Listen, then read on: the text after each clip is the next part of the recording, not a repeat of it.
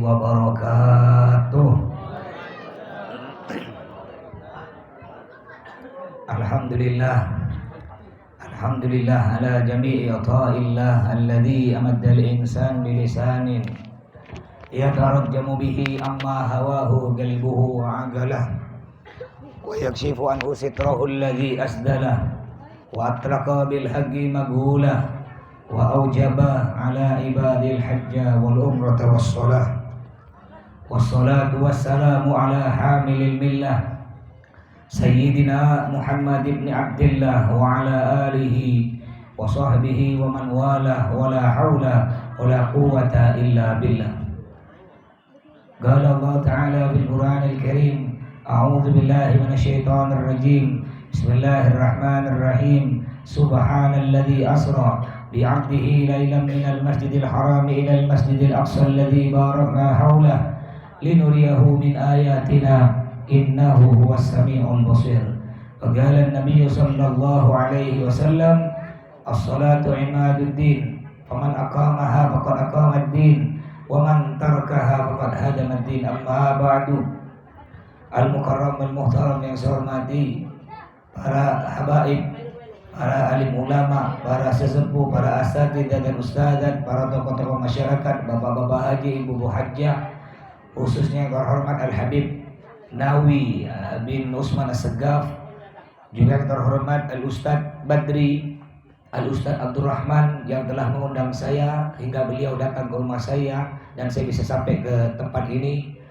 Juga yang terhormat Sohibul Bait, Sohibul Hajah sekeluarga, juga yang terhormat Ketua RT, Ketua RW, kawan-kawan kelompok hadrah, para undangan hadirin hadirat yang semoga kita yang hadir di sini dan yang mendengarkan ceramah ini selalu mendapatkan berkah dan rahmat dari Allah Subhanahu wa taala. Pertama-tama marilah kita panjatkan puja puji syukur kita kehadirat Allah yang telah melimpahkan rahmat, nikmat, taufik, hidayah dan inayahnya kepada kita. Juga tidak kalah pentingnya Allah telah memberikan umur yang panjang hingga alhamdulillah sampai pada malam hari ini kita masih bisa hidup di dunia ini dalam keadaan Islam dan iman. Semoga Allah selalu manjangkan umur kita semua untuk digunakan beribadah kepadanya. Amin ya rabbal. Salawat serta salam kita haturkan kepada junjungan kita Nabi besar Muhammad sallallahu alaihi wasallam. Hadirin hadirat rahimakumullah. Mohon maaf Bapak Ibu jika suara saya kurang jelas. Ya ini serak, bukan serak-serak basah Bu, tapi serak-serak banjir. Nah, jadi mohon maaf. Alhamdulillah saya pertama kali nyampe ke gang apa namanya ini? Gang bersama Surau Nurul Hidayah, Al Hidayah. Pimpinannya siapa nih? Ustadz Badri. Alhamdulillah. Ya, Surau Al Hidayah. Tahun lalu saya pernah ceramah tidak jauh dari sini Bapak Ibu, mungkin ada yang hadir di masjid di Sekundar C. Sekundar C juga saya alhamdulillah ada tanah sedikit Pak di TR 9 tuh ya. Karena punya rencana ke depannya kalau nanti anak besar nak buka cabang pesantren insyaallah ya dekat-dekat sini lah. Kalau enggak cabang pesantren mungkin buka cabang-cabang ya istri kedua mungkin Bu. Tapi tak berani saya Bu, tak berani. Saya nanya istri saya kalau saya nih Bu, Pak, nama aslinya tuh Athaillah. Tapi tidak sesuai dengan fotonya ya. Fotonya pakai sorban kayak Habib. Yang datang pakai songkok hitam nih. Sengaja biar narik ya foto nih ya. Nama saya Athaillah. Cuma kalau di media sosial, biasa muda-muda kalau suka main Instagram. Kalau Facebook saya tak main Facebook. Instagram atau TikTok. Nah, saya punya TikTok. Tapi bukan untuk kayak budak-budak tuh. Ini apa nih? Geli aku lihat tuh. Boleh diikuti ya Instagram dengan TikTok saya, tulis Ustadz Sahrukan. Istri saya Ustadzah Sahrini. Kalau nak dengar ceramah saya boleh buka YouTube, tulis di YouTube Ponpes. Ponpes itu pondok pesantren. Ponpes Al Jihad Pontianak. Silakan di-subscribe, like, comment, and share. Oke guys. Ngeding kopengnya guys. Jadi istri saya tuh Bu Namanya Juwita Sahrini, Bu. Ketika saya nanya, Pak, ya, nanya Sahrini, bolehkah aku kawin lagi? Ketika saya nanya Sahrini, bolehkah aku kawin lagi, Bu? Dia enggak jawab, Bu. Cuma tangannya begini. Ngeri saya, tak berani saya, takut. Baik, alhamdulillah. Maaf Pak, ya saya ini kalau ceramah bukan ceramah gurau-gurau aja. Biar tak ngantuk, Pak. Ya. Kalau ngantuk bukan dapat ilmu, dapat air liau 1 gelas. Ya, kalau air liau burung walet 1 kilo 15 juta. Kalau air liau Bapak Ibu sekilo, siapa tak beli? Baiklah, kita berkumpul di sini dalam acara Isra Mi'raj. Saya ingin membahas judul ceramah saya pada malam hari ini tentang 2 kalimat syahadat yang nanti ada hubungan dengan Isra Mi'raj. 2 kalimat syahadat. Ya, kata budak-budak kecil lah, gampang aku hafal 2 kalimat syahadat. Iya. Syahadat bukan cuma diapalkan, bukan cuma diucapkan. Yang paling penting syahadat diamalkan dalam kehidupan kita sehari-hari. Banyak orang Islam begitu. Ada orang Islam sholat tada, puasa tada, baca syahadat tak pernah. Baru nak kawin, baru baca syahadat. Akhirnya ketika kawin baca syahadat tak lancar. Kenapa? Karena tak pernah sholat. Kenapa penghulu? Ayo cong. Ikut aku cong yuk baca syahadat. Kenapa penghulu nih? Asyhadu alla ilaha illallah. Baca cong. Aspal katanya, lari aspal kau. Karena mohon maaf Pak Bu, banyak orang sekarang nih, mohon maaf, banyak orang sekarang di otaknya nih yang ada duit, kerja, tak peduli Allah, yang penting duit. Akhirnya ketika dia baca syahadat tak lancar. Ketika nyebut la haula wala quwata illa billah, tak bisa. Apa yang dibaca? Dibaca la kata billah, la kata billah. Kenapa? Karena di otaknya ada cuma kerja, duit. Tak peduli Allah, yang penting duit. Akhirnya orang ini mati masuk dalam kubur. Malaikat penjaga kubur bertanya, "Man rabbuka?" Siapa Tuhanmu? Dia tak bisa jawab. Apa yang dijawab? Duit. Dipangkong kena malaikat. Makanya syahadat itu diamalkan, Bu. Syahadat. Apal syahadat? Apal. Kapan baca syahadat? Tiap hari atau ketika kawin? Berapa kali satu hari kita baca syahadat? Paling sedikit berapa kali? Sekali. Berarti tak sholat lah. Paling sedikit satu hari berapa kali? 5 kali. Zuhur, asar, maghrib, isya, subuh. Tak baca syahadat, tidak sah sholatnya. Ayo sama-sama kita baca syahadat yuk. Bismillahirrahmanirrahim. 1, 2, 3. Asyhadu alla ilaha illallah wa asyhadu anna muhammadar rasulullah. Betul-betul bacanya. Asyhadu alla ilaha illallah. Ini ada baca asyhadu. Bukan asyhadu. Asyhadu. Ada orang baca gitu. Saya berapa kali ngawinkan orang. Ayo Pak, baca syahadat. Asyhadu alla ilaha wa asyhadu. Ulang yang betul. Asyhadu. Ingat ya, bukan asyhadu. Jadi syahadat asyhadu alla ilaha illallah. Aku bersaksi bahwa tiada Tuhan selain Allah.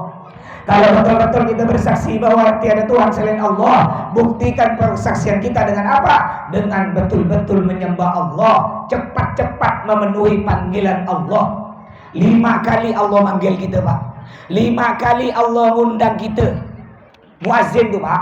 Muazzin tuh undangan dari Allah.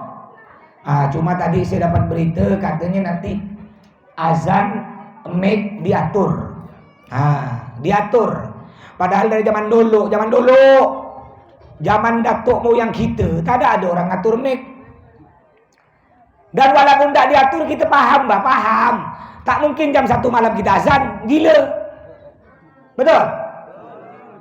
Nggak usah diatur. Yang ngatur siapa? Ya orang kampung sendiri.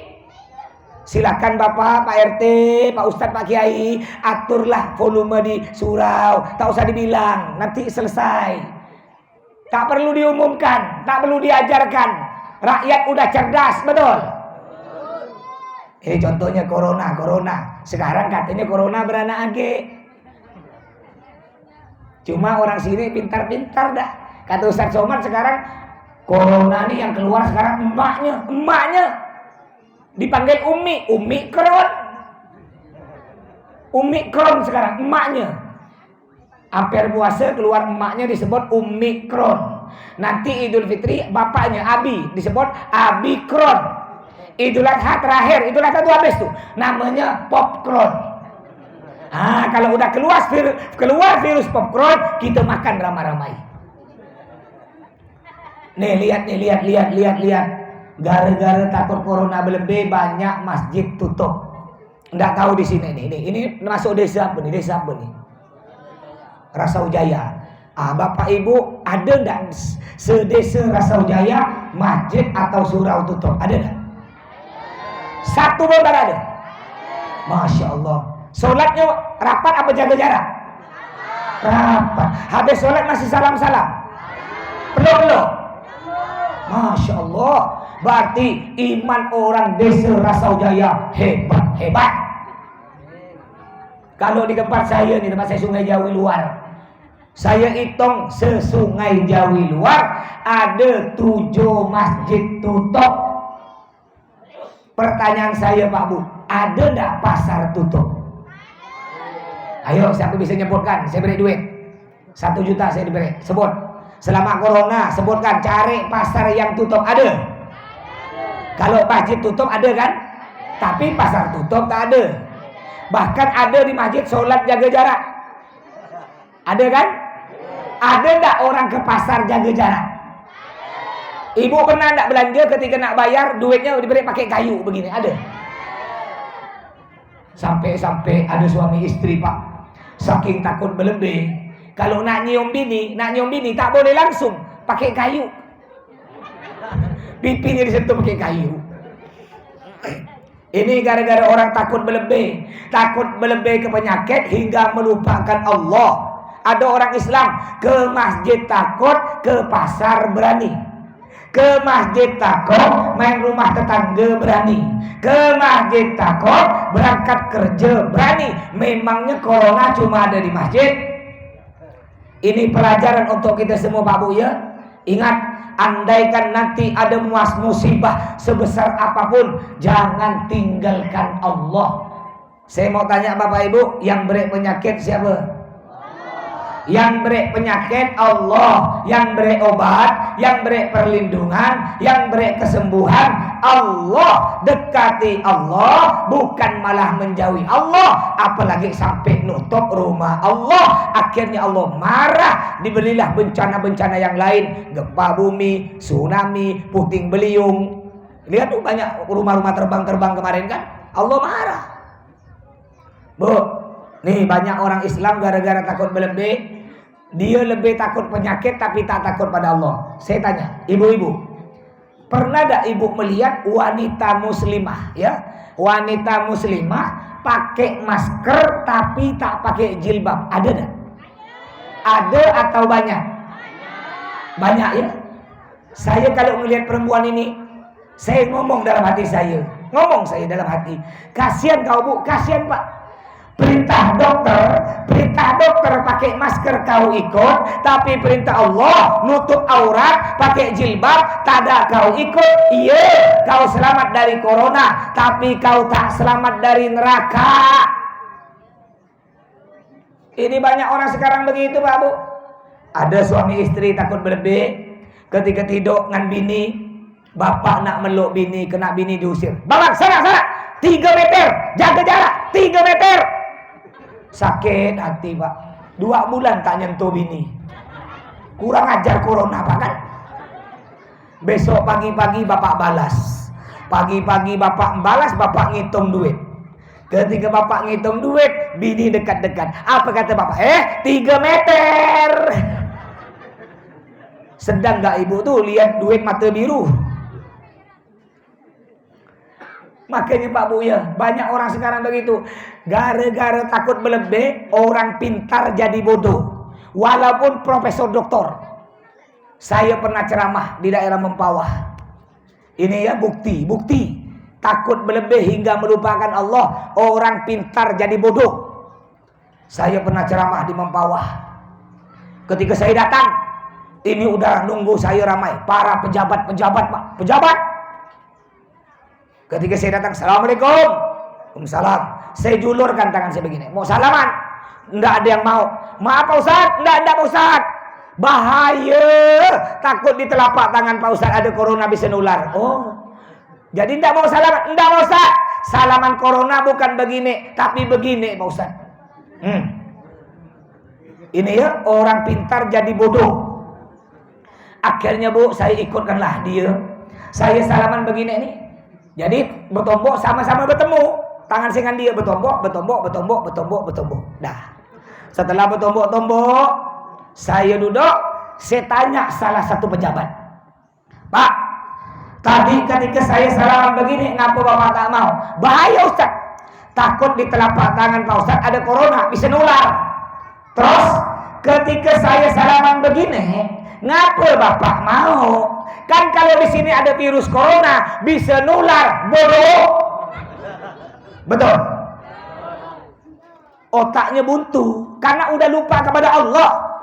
Nih ada lagi nih Bu. Gara-gara takut berlebih. Biasanya kalau orang otaknya normal Pak, pergi ke Indomaret, buka pintu Indomaret pakai tangan, begini. Karena takut berlebih, buka bukan pakai tangan, pakai kaki. Bodoh. Makanya Pak Buya, corona ini ambil slow-slow ya. Dengar. Corona ambil slow-slow, anggap benda tu tak ada. Kenapa? Kalau kita takut berlebih, imun kita jatuh. Ketika imun kita jatuh, masuklah penyakit. Tapi kalau kita ambil slow-slow, anggap benda tak ada, imun kita kuat, jauh dari corona. Jadi balik lagi tadi, syahadat diamalkan. Syahadat, asyhadu an la ilaha illallah. Aku bersaksi bahwa tiada Tuhan selain Allah dengan apa? Dengan cepat-cepat memenuhi panggilan Allah. 5 kali Allah manggil kita. 5 kali Allah mengundang kita lewat muadzin. Muadzin itu perwakilan dari Allah untuk mengundang kita. Hayya 'alas shalah. Apa artinya itu? Wahai warga desa Rasaujaya, ayo masuk masjid surau, kerjakan sholat. Masih santai minum kopi, santai nonton TV, santai main HP, santai nongkrong di kafe. Hayya 'alal falah. Ayo warga desa Rasaujaya, cepat kejar raih keberuntungan akhirat, sibuk dengan urusan dunia. Kalau yang manggil Allah santai, kalau yang ngundang Allah santai. Coba kalau yang ngundang bupati. Masya Allah, jalan nih Pak. Saya sering lewat sini Pak, hampir tiap bulan.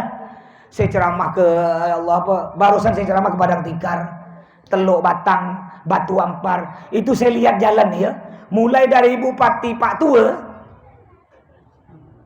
Kan sebelum kan Tua, Pak Rusman. Pertama Pak Muda kan, bupatinya rosak jalan. Ganti Pak Tua, rosak. Sekarang Muda lagi bupatinya, masih rosak. Mulai dari Pak Tua, Pak Muda, tetap ya rusak tuh jalan. Mungkin kayaknya lebih cocok jadi bupati ini budak kecil lah ya. Mungkin jalan cantik. Itu berapa puluh tahun tuh.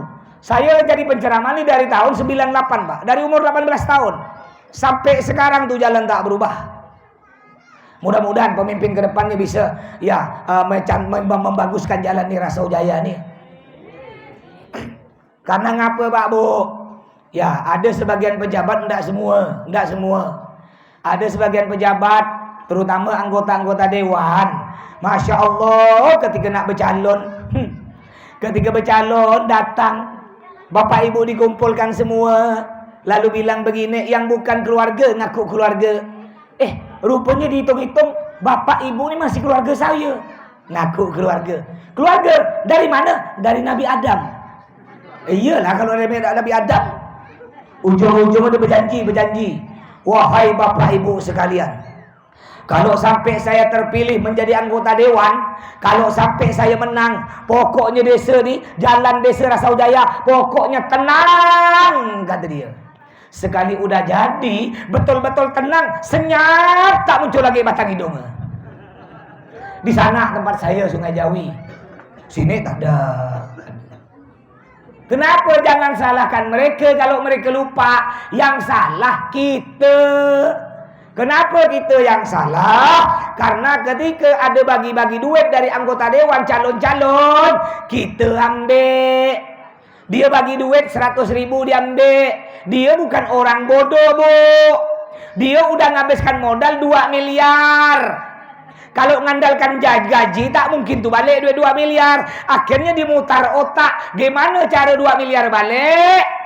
Ya, duit jalan pun dibantai, duit gas, duit raskin pun dibantai. Bu, apa hati-hati ya. Mungkin dulu biasa nerima duit-duit sogok-sogok dari caleg-caleg. Apa kata Nabi Muhammad?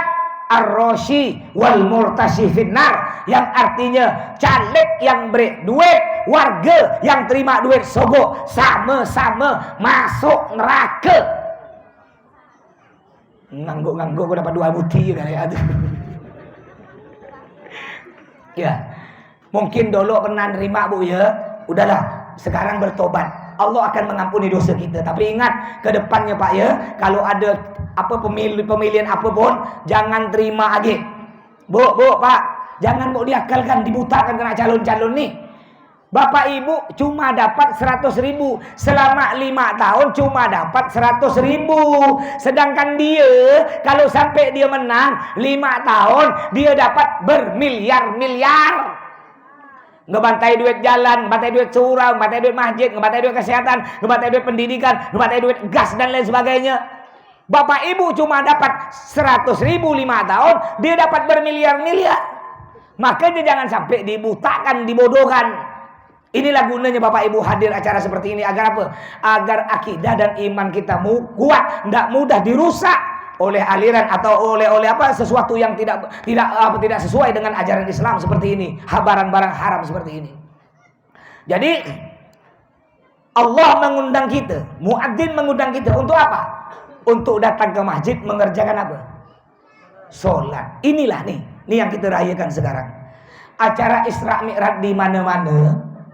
Ya, acara Isra Mi'raj di mana-mana. Ya, saya nih bagi-bagi suara Pak Bu ya.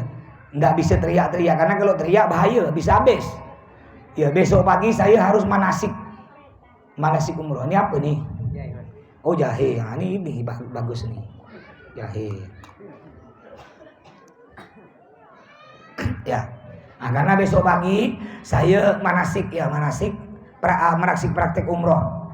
Terus sampai duhur, jam 2 saya berangkat lagi ke Sanggau. Ceramah di Sanggau. Insyaallah saya berangkat umroh Bapak Ibu. Doakan mudah-mudahan selamat. Berangkat hari Sabtu nih. Sabtu 4 hari lagi, bawa jamaah 60 orang.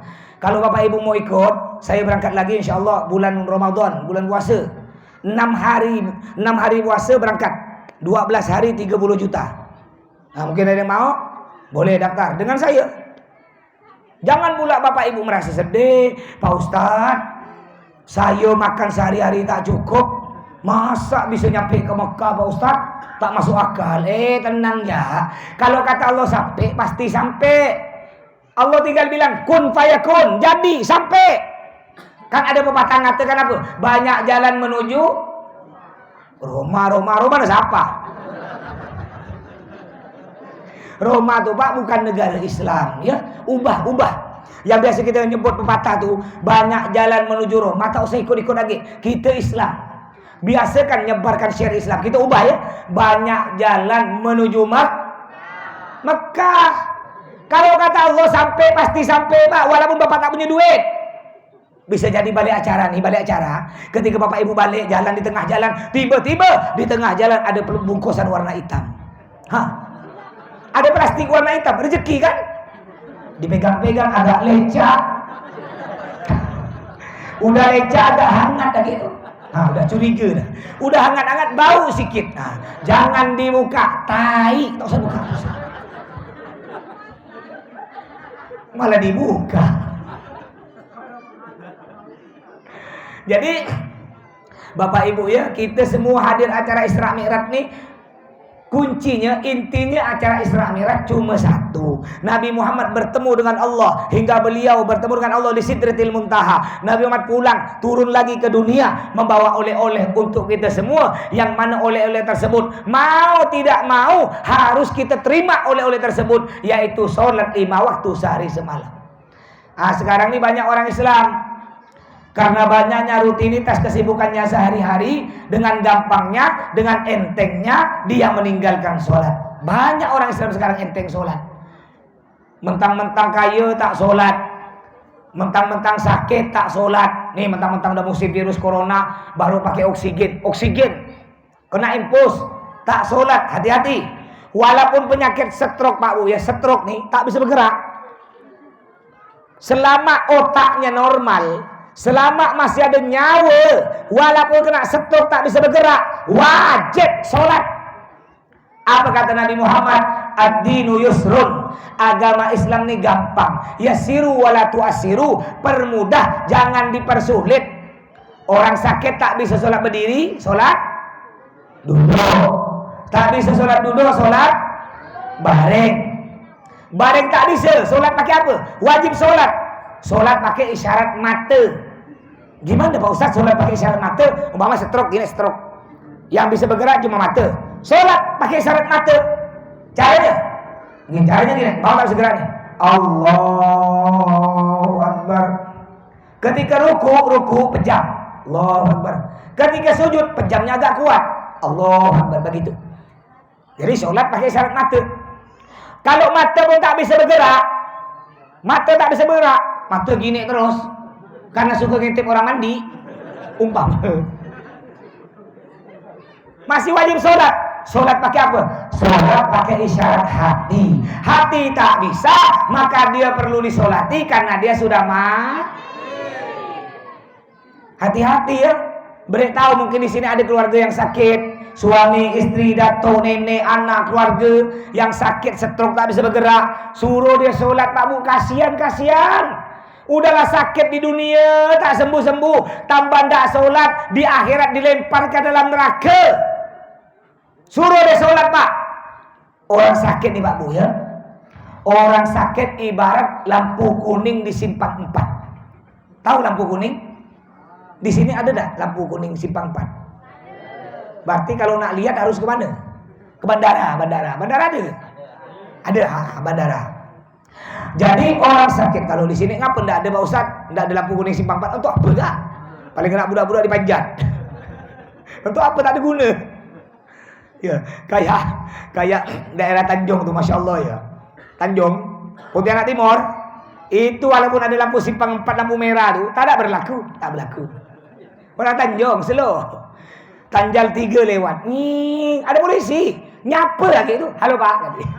Slow, udah tak pakai helm Tanjal 3, halo Pak, katanya. Ditangkap kena polisi. Ketika ditangkap, stop. Kau nih ngapa kau lajak? Kau tak lihat ada lampu merah? Lihat, ngapa kau lajak? Aku tak lihat ada bapak, kata dia. Slow. Besoknya lewat agak dia, berempat agak Tanjal 4. Udah Tanjal 4 tak pakai baju agak tu. Nyapa agak, halo Pak, kata dia.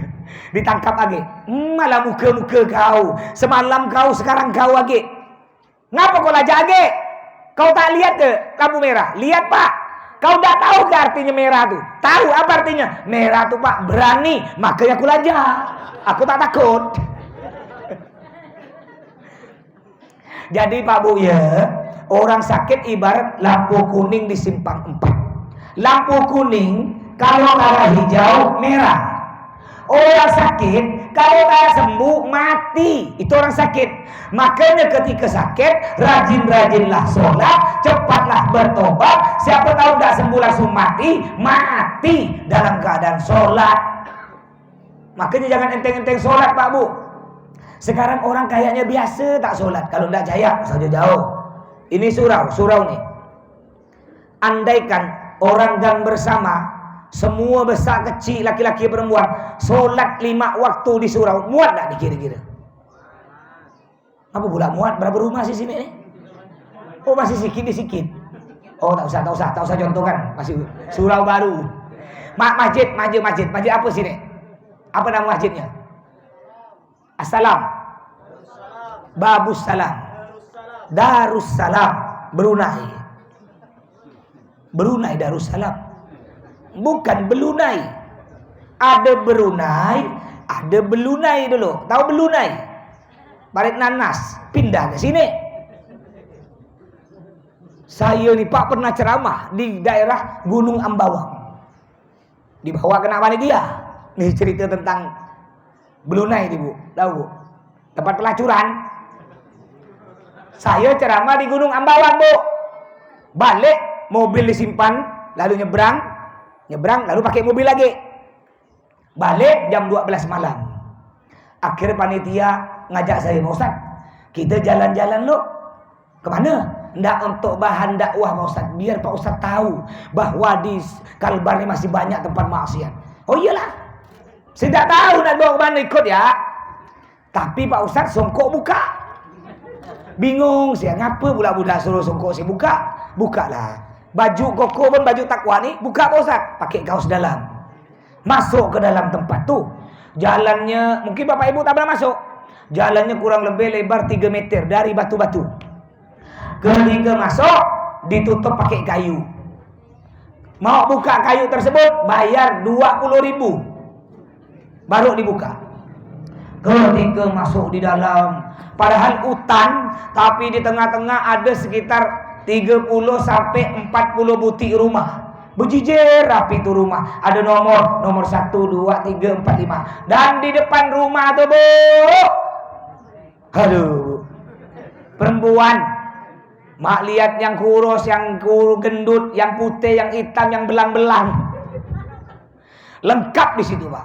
Akhir mobil stop di tengah-tengah. Dibuka jendela. Saya belum paham nih. Tapi banyak lampu. Saya udah mulai curiga. Banyak lampu diskotik tuh. Saya nanya panitia, apa nih? Ini Pak Ustaz yang disebut dengan bintang emas. Saya pun tak pernah dengar bintang emas.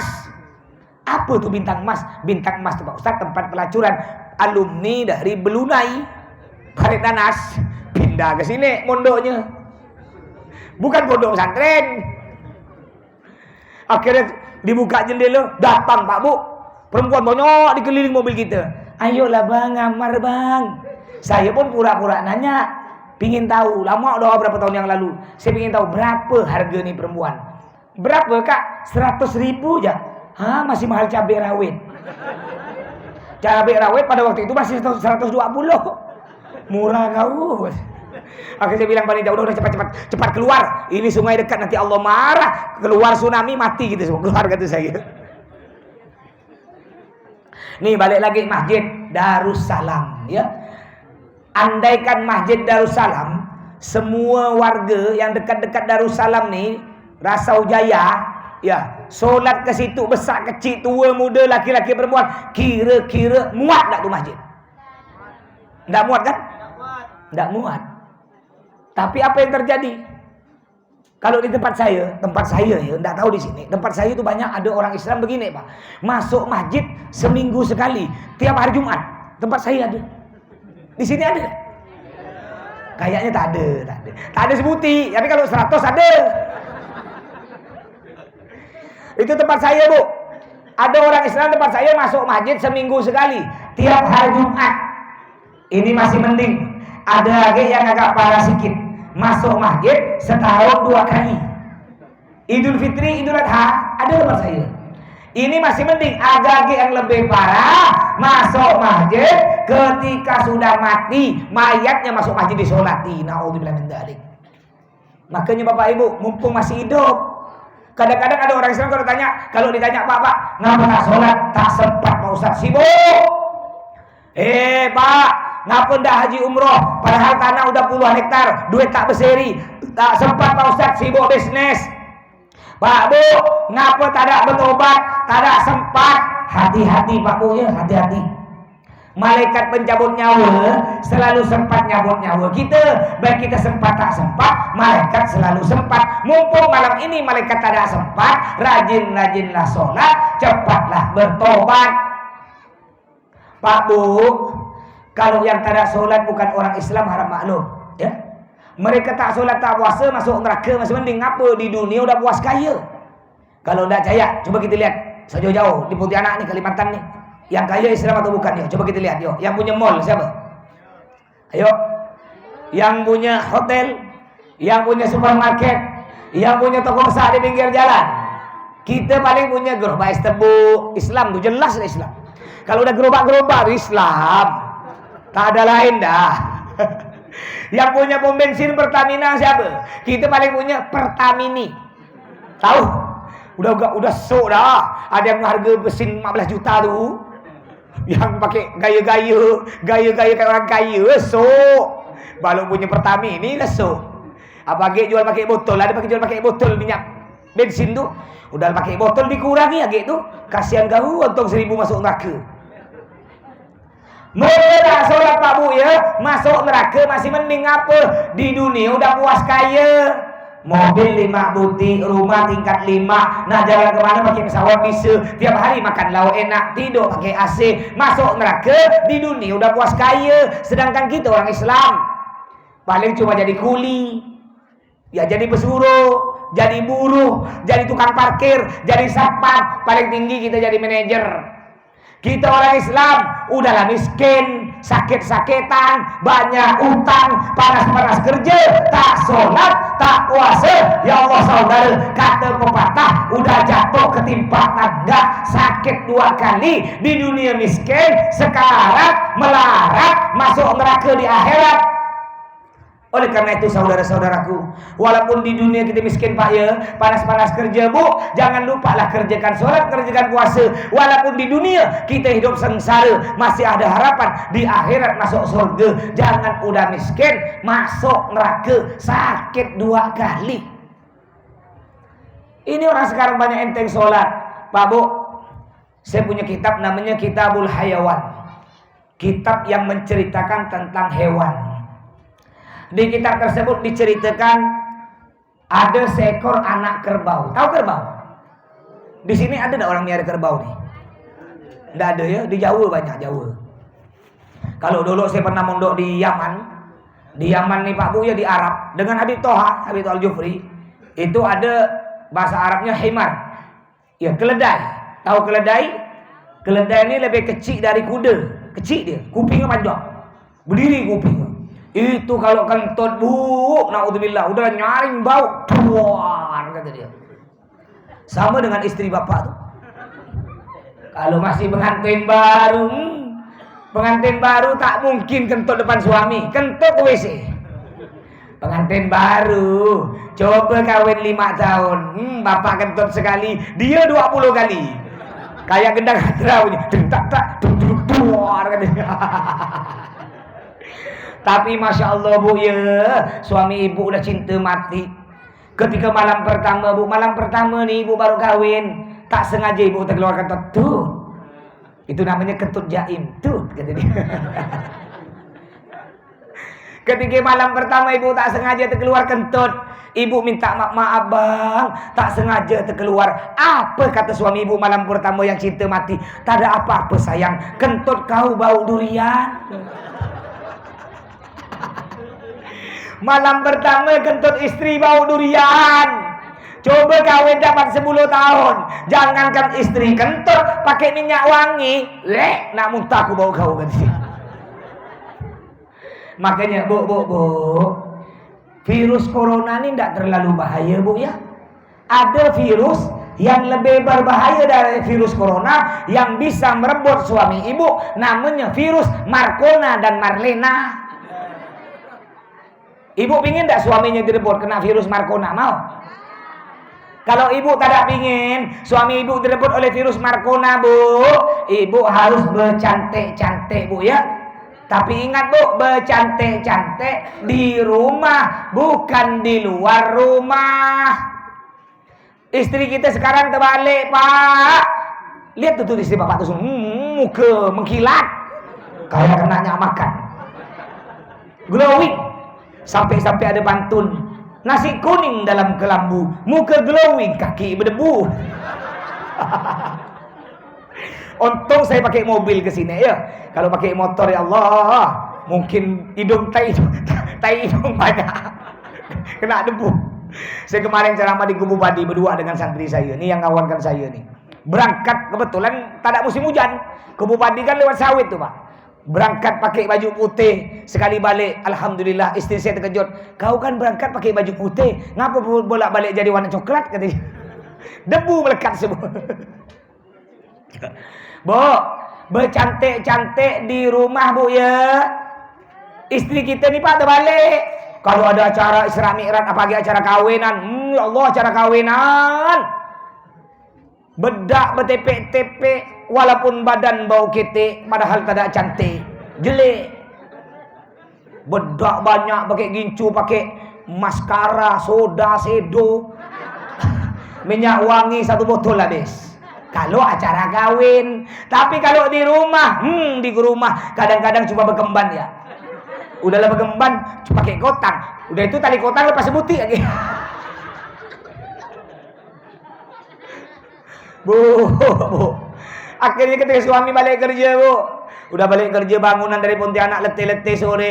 Mengharap mudah-mudahan aku disambut oleh istriku yang cantik yang wangi. Tapi apa yang terjadi ketika sampai di rumah? Suami nyium rambut ibu bawa ketombe, cium mulut bawa petai, cium leher bawa kalpanak, di balik badan bawa tanah. Lalu suami ibu tak jadi nyium. Ketika suami ibu tak jadi nyium, ibu protes, Bang.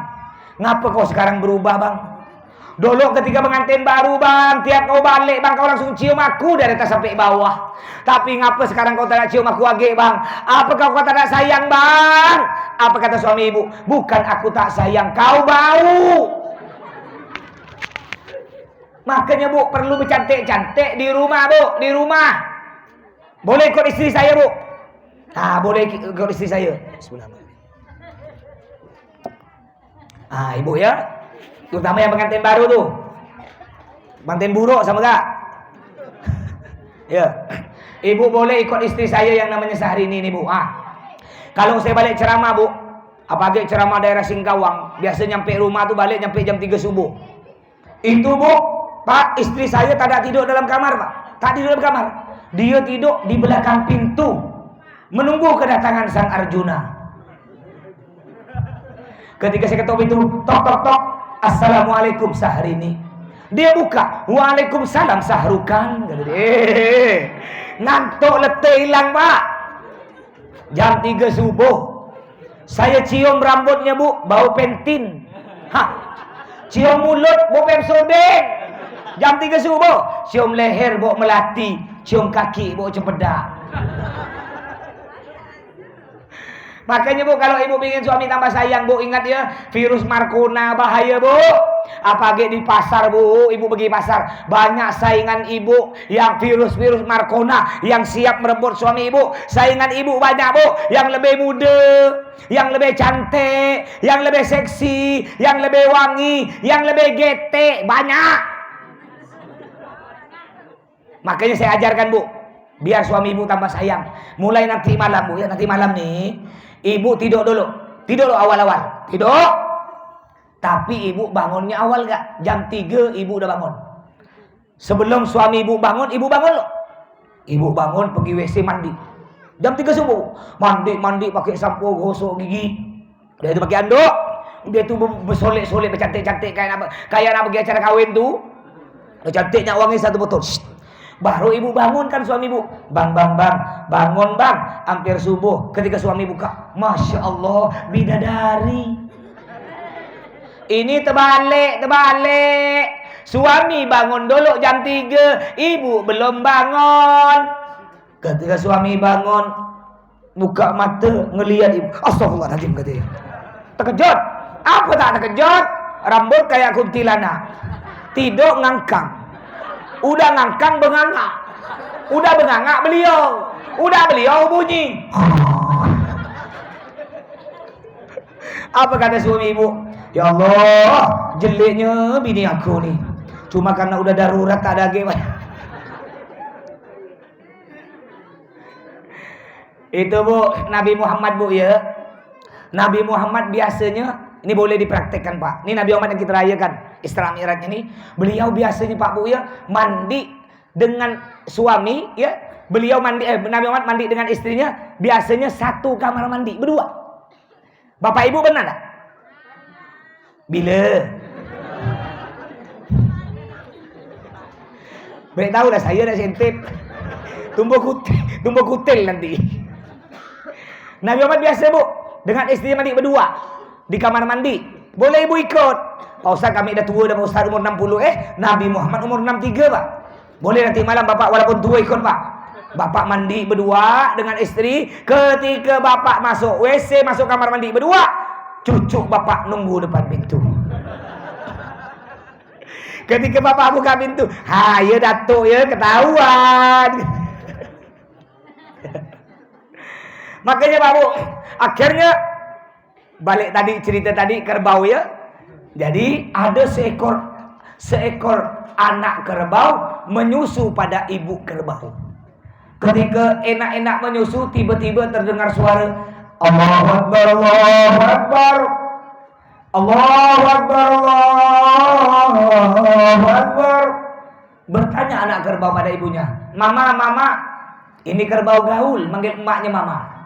Sama dengan saya baru kawin dengan istri saya, manggil adik. Ketika hamil istri saya panggil sayang. Sekarang punya anak 4, saya panggil Mama. Nanti kalau punya cucu, saya panggil Mbah. Udah tua punya cucu.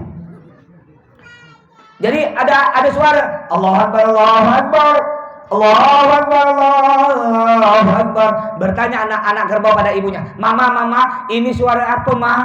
Nah, itu suara azan. Apa itu azan, Ma? Azan nak pemberitahuan kepada orang desa Rasaujaya bahwa waktu sholat sudah tiba.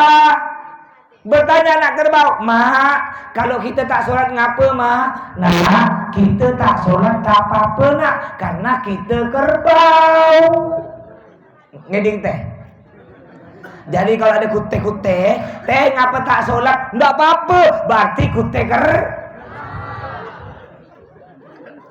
karena merasa kerbau, nyusu lagi anak kerbau. Nyusu dengan santai-santai, tiba-tiba ada suara lagi. Allahu Akbar, sallallahu Muhammad Rasulullah. Bertanya anak kerbau pada ibunya, Mama, Mama, ini suara pagi nih, Ma? Nah, itu suara iqamah, qomat. Apa itu qomat, Ma? Qomat, nah, pemberitahuan ke warga di Rasaujaya bahwa cepat-cepat masuk masjid surau, sholat akan segera dilaksanakan. Padahal Pak Bu ya, di surau udah qomat, ya. Bapak-bapak masih santai ngerokok di rumah. Padahal di surau udah qomat, ibu-ibu masih santai nonton sinetron. Padahal di surau udah qomat, yang muda-muda masih sibuk main kelayang, main bola. Bertanya lagi anak kerbau pada ibunya, Ma, kalau kita tak sholat ngapa, Ma? Nah, kita tak sholat tak apa-apa nak, karena kita kerbau. Mereka itu siapa, Ma? Padahal di surau udah qomat, masih santai ngerokok, masih santai nonton sinetron, masih santai main bola. Siapa mereka tuh, Ma? Mereka tuh nak, datuknya kerbau. Jadi kata ulama, orang yang tidak sholat adalah Kalau ada ustaz tak sholat, ustaz. Pak Haji tak sholat, Pak Haji. Pak RT tak sholat, Pak RT. Pejabat tak sholat, pejabat. Aparat tak sholat, aparat. Ustadz Sahrukan tak sholat, ustadz. Kurang ajar kalau aku bilang kerbau. Nah, kualat mulut kau tuh. Juga Pak Bu ya, kalau kita belum tahu tata cara sholat yang benar, jangan malu untuk belajar. Saya ini pernah berangkat ceramah daerah Mempawah. Di tengah jalan azan maghrib, saya pun sholat, enggak jadi imam Pak, karena saya terlambat Pak, terlambat. Ya, kebetulan di samping saya ini ada orang tua Bu, kurang lebih 60 lah Pak. Dia sholat samping saya. Bacaannya nih Pak, bukan kayak orang baca Fatihah, kayak tikus curut. Tidak. Dah, setelah assalamualaikum warahmatullahi wabarakatuh, salaman saya. Nanya saya, Pak Haji nak ke mana? Saya nak ke sana Pak, nak ke Mempawah. Ya, ada apa? Ada cara undangan ceramah. Oh, Bapak, mohon maaf Pak, Bapak mana rumahnya? Ya dekat sini. Mohon maaf Pak, mohon maaf. Ya, tadi saya dengar Bapak baca Fatihah tuh kok lain Pak ya. Saya ndak hafal Fatihah Pak Haji. Jadi Bapak tadi baca apa? Saya ndak baca-baca, biar orang tak tahu. Saya bunyi ya gitu. Ya Allah kasihan. Apa kata ulama? Di dalam Imam Ahmad ibn Husain bin Husain Asy-Syafi'i di dalam kitab Safwatus Zubat, beliau mengatakan wa kullu man bi ghairi ilmin ya'malu a'maluhu mardudatun la tuqbalu, yang artinya setiap orang yang melakukan amal ibadah tanpa ilmu maka amal ibadahnya ditolak. Solat tapi tidak tahu caranya tak sah, rugi. Haji umroh tidak tahu caranya, rugi, tidak dapat pahala. Nanti bentar lagi bulan puasa, bapak ibu tidak tahu cara puasa, tidak tahu yang batalkan puasa, tidak tahu niat puasa, tidak dapat pahala, batal puasanya, tidak sah, rugi. Makanya jangan malu, jangan gengsi untuk belajar Bu ya. Kalau tidak tahu, apa kata Nabi Muhammad, la haya afiddin, tidak boleh malu dalam urusan agama. Mungkin bapak ibu walaupun dah tua tak pandai ngaji Al-Quran, cucu pandai ngaji, panggil cucu, ajar datuk nenek ngaji yuk, alif bata. Apa kata ulama? Hudil hikmah walau min durid dajaja, yang artinya ambil ilmu, ambil manfaat walaupun keluar dari pantat ayam. Ini kata ulama, walaupun keluar dari pantat ayam, kalau ada gunanya, ambil. Kalau keluar putih, bulat, keras, ambil. Itu namanya telur ayam. Ngerti? Tapi kalau keluar putih, bulat, lecak, tahu sampai, itu bahasa Indianya al-mancut, tai ayam. Bahasa India, Pak Ustaz. Memangnya Pak Ustaz bisa bahasa India? Saharukan boy. Harus pandai. Kira tak pandai bahasa India apa? Mau dengar? Dil ne ye kaha hai dil se, mohabbat ho gaye hai tumse, joti joti chale, tum bare berjahe, cabe tahi tahu tempe. Kau baru keluarkan bahasa India, kau terkejut. Gurau ya Pak, ya kita ganti. Udah malam nih, mat anjur ke? Jam berapa? Oh baru jam 9. Bismillahirrahmanirrahim. Jangan gengsi, jangan malu. Walaupun kita tidak kalau kita tidak tahu tata cara sholat yang benar, jangan malu untuk belajar. Ini ada cerita. Yang kecil-kecil dengarkan. Ada cerita. Ini ada toke sekeluarga masuk Islam. Mualaf, toke, bujang, maknyonya masuk Islam. Akhirnya mereka sekeluarga sholat. Toke jadi imam, bujang dan maknyonya jadi makmum di belakang. Dan mereka semua ini belum tahu bahwa berbicara dalam sholat dapat membatalkan sholat. Mereka tak tahu karena baru masuk Islam. Toke jadi imam. Ketika Toke jadi imam, dia megang tulisan Latin. Belum bisa baca Quran, nyampe waladalin. Ya, harap maklum mualaf, ya. Tiba-tiba ada cicak jatuh dari atas. Ketika cicak jatuh dari atas, apa kata bujang di belakang? Hayya, ada cicak jatuh mah. Apa kata maknyonya di belakang? Hayya bujang, kalau sholat tak boleh ngomong bujang, batal bujang. Apa kata toke yang jadi imam? Hayya, untung aku tak ada ngomong. Padahal semuanya ngomong, berbicara.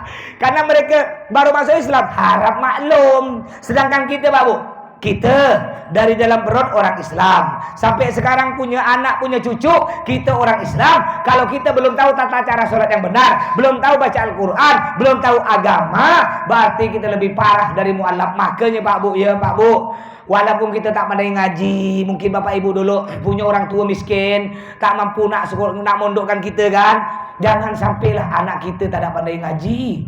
Jangan sampailah anak kita tak mondok. Apalagi di sini banyak pondok pesantren nih.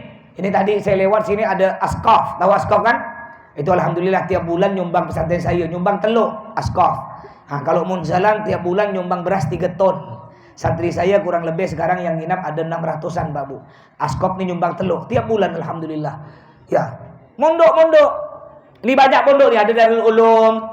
Ada lagi pondok kawan saya sini kiainya Ustaz Siddiq Taif, KKR, Ulama Rasyidin. Atau nak mondok santren saya kalau cocok sila.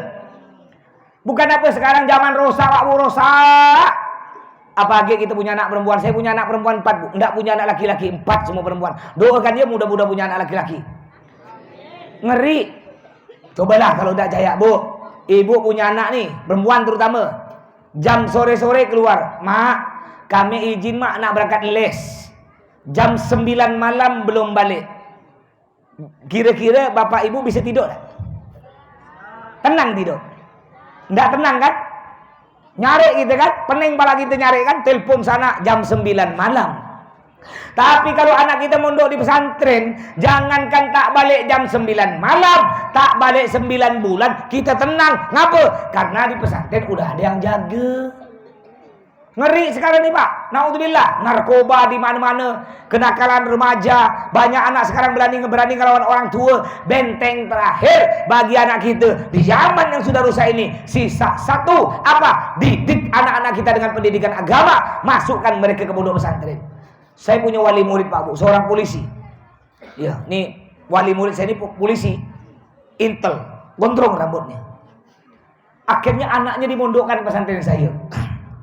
Ketika ngantar anaknya saya gurau kan dia, Pak, bapak ini kan polisi, penjahat-penjahat yang bisa bapak urus, masa anak seorang bapak tak bisa ngurus? Apa dijawab? Itulah Ustaz, pening pala saya Ustaz.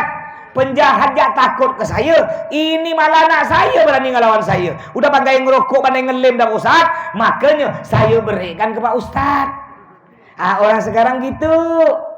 Kalau anaknya pintar, cerdas, tak nakal, disekolahkan umum tinggi-tinggi.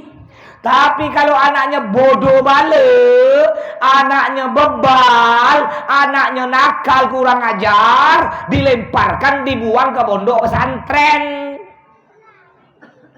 Akhirnya saya rawatlah anak dia nih dengan ustaz-ustaz yang ada. Dapat berapa hari, ini yang polisi dengan istrinya datang jenguk anak. Ketika datang, saya panggil anaknya, ngelihat anaknya udah berubah Pak. Cara salaman berubah, cara duduk berubah, anak pondok. Cara ngomong udah lembut. Lalu si bapak nih, yang polisi ngomong gini, Alhamdulillah Ustaz, sejak anak saya mondok Pak Ustaz, saya tenang makan, tenang kerja, tenang tidur Pak Ustaz, tenang, kata dia. Saya bilang, iya kau tenang tidur, aku pening pala aku tak bisa tidur ngurus anak kau. Kau hina tidur, anak nakal.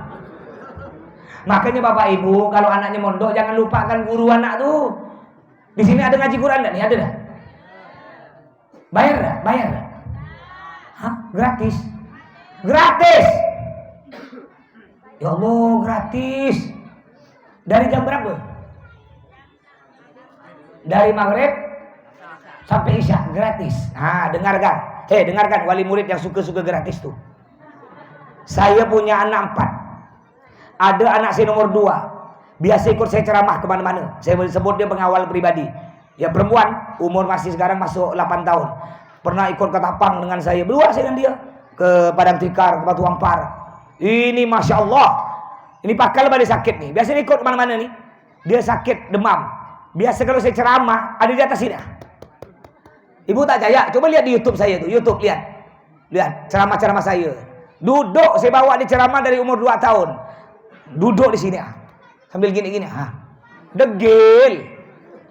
Saya beri tugas Bapak Ibu, saya beri tugas. Bapak Ibu tak usah ngajar anak saya, tak usah. Jaga aja anak saya. Jaga dari maghrib sampai isya.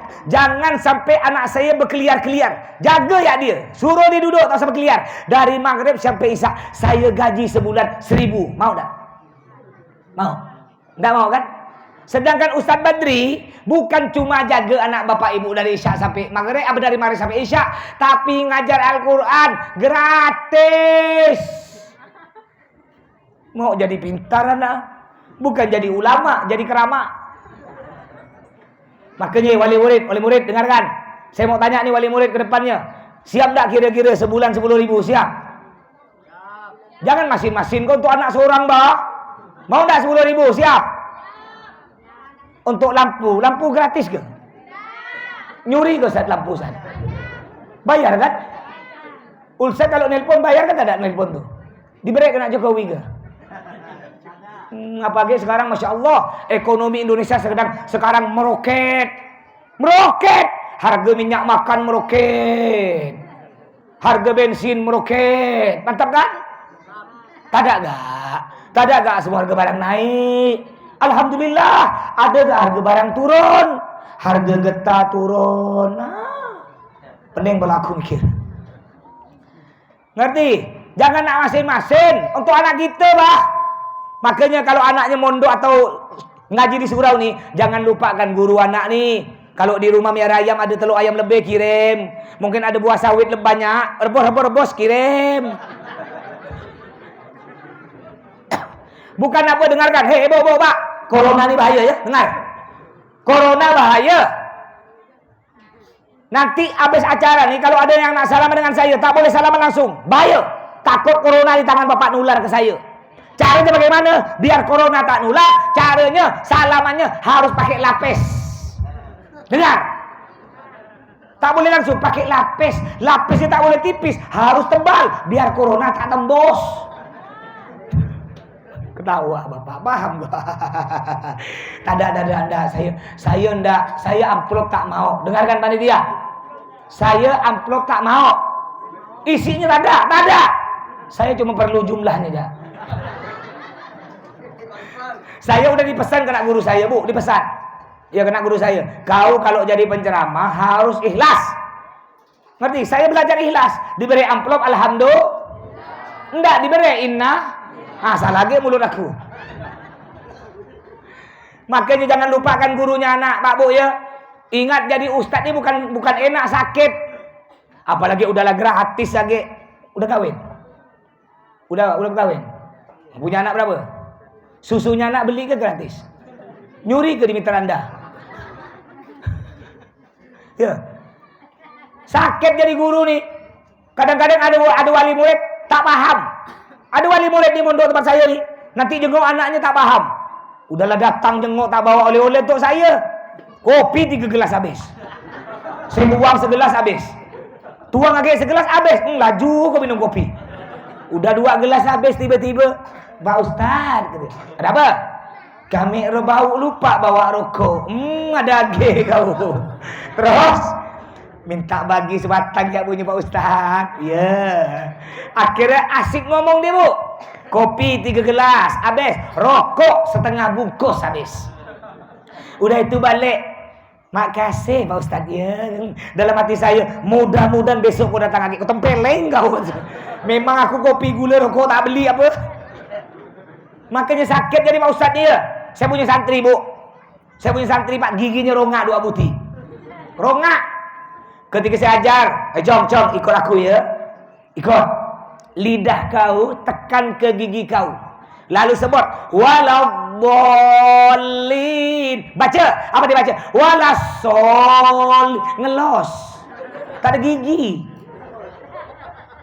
Tapi kita harus sabar. Bapak sih taunya anaknya enak di pondok. Ya, ustadz yang sakit. Juga Pak Bu, jangan lupa ya, doakan anak yang di pondok. Mungkin ada anak pondok atau ngaji, doakan. Karena doa orang tua tuh paling mustajab, cepat diterima. Terutama ibu, doakan Bu. Jangan sampai keluar dari mulut orang tua kata-kata yang kasar. Walaupun emosi marah kayak apa, jangan sampai keluar bahasa-bahasa jorok.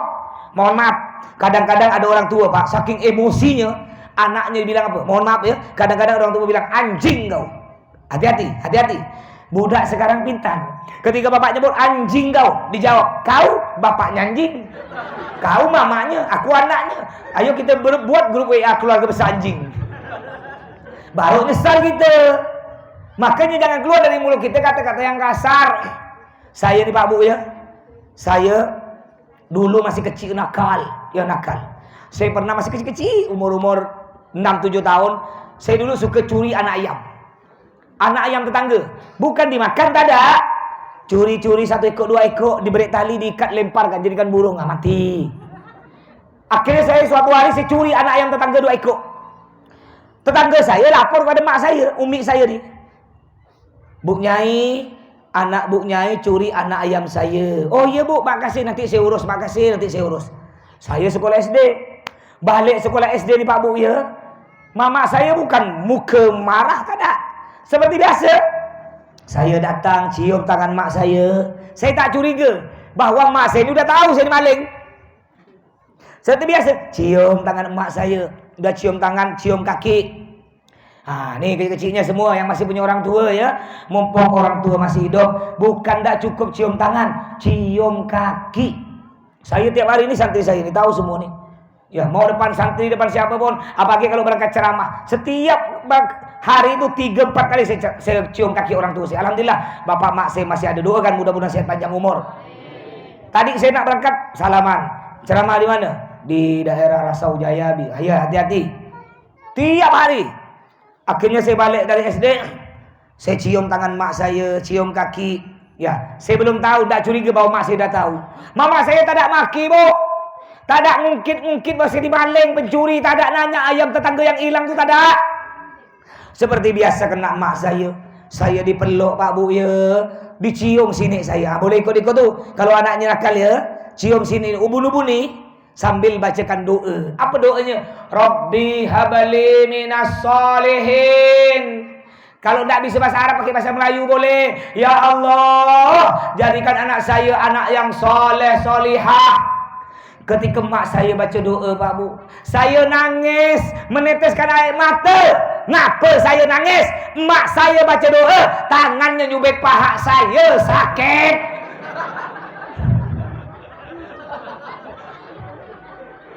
Makanya Bapak Ibu kalau punya anak nakal, cubek, bacakan sholawat ya. Allahumma sholli ala sayyidina Muhammad gitu ya. Cuma sekarang bahaya Pak, bahaya. Kalau zaman dulu guru mukul murid, enggak ada ham-ham tu dulu. Mungkin bapak masih kecil dulu ngaji kan. Kita dipukul kena guru kita. Kita lapor orang tua, Pak, aku ditampar kena Pak Ustaz. Sebelah mana? Sebelah kanan. Ditambah sebelah kiri. Orang tua zaman dulu. Orang tua sekarang anak baru di kuping lapor langsung asap parang. Saya ni dulu saya ni SMP-nya di Sanawiyah 1, MTSN tahu. Sanawiyah Negeri 1 dekat Sungai Bangkung tu, rumah sakit gila. Saya dulu situ. Saya setiap hari Rabu, dulu tu belum ada baju batik-batik. Setiap hari Rabu tu pakai celana coklat, baju putih. Saya ndak pakai celana coklat karena basah. Saya pakai celana abu-abu, baju putih. Kena kepala sekolah tempeleng, setepak, pecah bibir saya keluar darah. Tahun 92. Pada waktu itu bapak saya jadi anggota dewan, sama dengan Kiai Hairuman nih. Kiai Hairuman dengan bapak saya itu satu CS tu ya, sama-sama anggota dewan, sama-sama punya pondok. Jadi tahun 92, kelas 1 SMP saya. Bapak saya pada waktu jadi anggota dewan 2 periode. Akhirnya saya balik, pecah ni bibir saya berdarah. Saya ngebut ambil sepeda, saya balik. Dalam hati saya, sakit kepala sekolah. Bapak aku ni anggota dewan, kena penjara kau, sakit, kata saya. Ngebut. Nyampe depan rumah, bapak saya tengah masang sepatu. Masih lengkap pakai jas, pakai dasi ni, pasang sepatu. Nanya bapak saya, ngapa kau balik? Bi, saya panggil Abi, Bi. Kena kepala sekolah tempeleng. Tak ada nanya. Sebabnya apa tak ada? Kena kepala sekolah tempeleng. Sini kau, kata dia. Dipegang tangan saya, dibuka ikat pinggang. Langsung cemak. Rugi aku ngelapor. Tahu aku tak ada ngelapor. Ini orang tua zaman dulu. Hasilnya, ya nih bapak-bapak kayak gini nih. Kuat mental, ndak lembek, ndak cengeng, ndak letoy. Tak ada kayak budak sekarang. Budak sekarang pintar-pintar Pak, IQ-nya lebih pintar dari bapak. Tapi orang letoy, cengeng, manja. Ndak kayak orang zaman dulu ya. Mudah-mudahan sampai di sini Pak Bu ya, karena besok pagi saya manasik, jam 2 siang saya harus ke Sanggau. Sampai di sini. Mudah-mudahan walaupun tidak lama, mudah-mudahan bermanfaat. Mudah-mudahan Bapak Ibu oleh Allah selalu diberikan keistiqomahan untuk melaksanakan sholat 5 waktu. Mudah-mudahan kita semua meninggal dalam keadaan husnul khatimah. Mudah-mudahan kita masuk surga, ngumpul bersama baginda Nabi Muhammad sallallahu alaihi wasallam. Amin ya rabbal alamin. Kurang lebihnya mohon maaf. Usikum nafsi bitaqwallah. Assalamualaikum warahmatullahi wabarakatuh.